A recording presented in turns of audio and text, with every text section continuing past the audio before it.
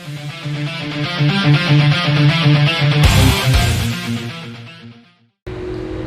day guys, Galino here. So welcome back sa ating channel. So for today's video, we will be installing or adding the roles of file services, print and document services, and remote desktop services. So for the file services, kailangan po natin to, especially if we will create network shared drives. And then for the print and document services, once na makapag-install po tayo ng printer, we'll be able to deploy that for the users. And then for the remote desktop connection, for us to be able to do the remote desktop connection. Okay? So let's start with the file services. So in the server manager, so click add roles, then server roles, or click next. Then look for file services and click the checkbox. Then click next.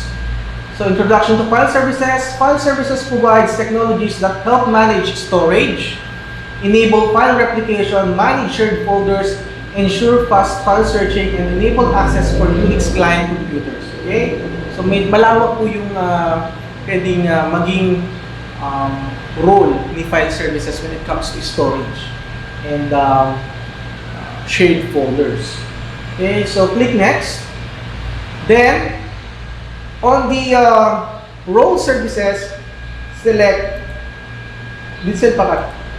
Okay. So in the select role services, click the file server resource manager. Okay. So in the select role services, click the file server resource manager. Okay. So later on, makikita nyo para saan ba itong file server resource manager. And then click next. So in the usage monitoring, you can click both. Okay, so check po natin, then click next. Okay, then you can click the receive reports by email, and then you need to type the email address. Okay, so kung ano ba yung email niyo do sa inyong, let's say this is the company's email. Okay, but for now guys, I will not use this feature, so I will uncheck this. Okay. Then click next. Then install. Okay. So now we're installing the file services. Okay. So yun nga po, hindi ko po muna ginamit yung feature na pang storage monitoring. So pero pinakita ko po doon kung pag kinilik niyo po yun, you need to input the email address para po kasi sasandan kayo ng reports with regards to your storage.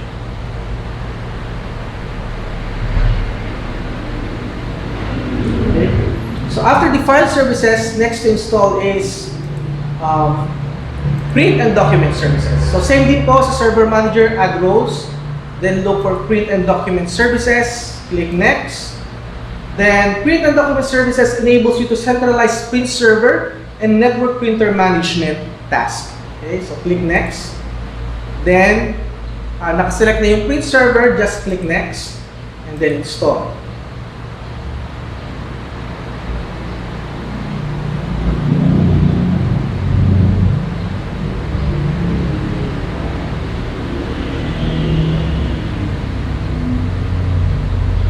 Okay, so after this, the last one that we're going to install is the remote desktop services. Just click that, then click next.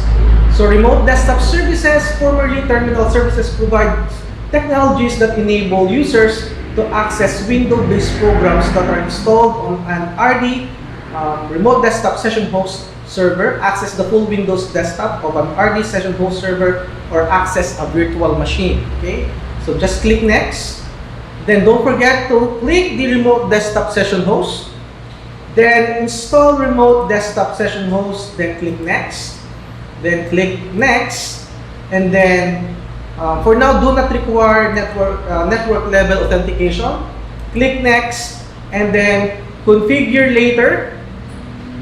Click next. And then click next for the administrators. And so let's go back. So it's select user groups allowed. So you can add. Okay. So just click next here. And then for the configure client experience, okay, for now I'll just click next and install. So now we are installing the remote desktop services. So after this, you need to restart your server. So close. Then do you want to restart now? Yes. So yun po. So tapos na po yung ating mga roles na file services, print and document services, and the last one, remote desktop services. For the next video guys, we will be doing the application of group policy object para kung makapag-apply na tayo o makapag-implement tayo ng policies, preferences, yung mga settings po natin. Okay? And then, after that, yung ating pong videos for the folder redirection, network share drive, printer deployment, and remote desktop. Okay guys, see you on my next videos. Thank you and goodbye.